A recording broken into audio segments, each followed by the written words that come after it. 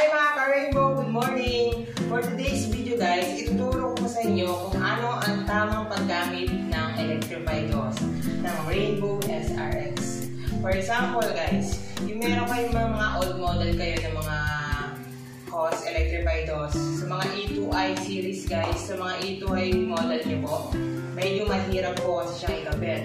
Since latest model na po yung ipapakita ko guys, mas pinadali na po yung latest model natin. At kung paano siya, papanoorin nyo po.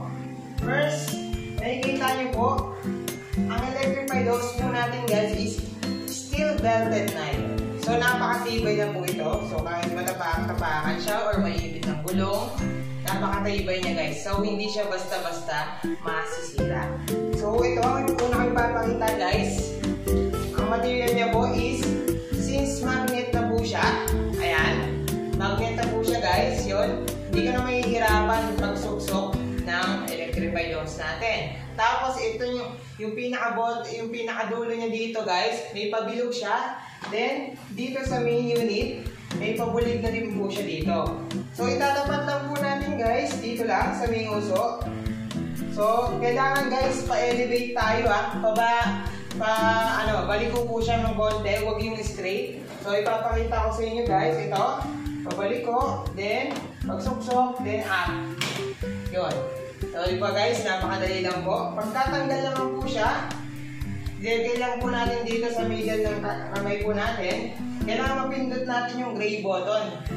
So, pag pindot natin, tapos, ibababa lang po.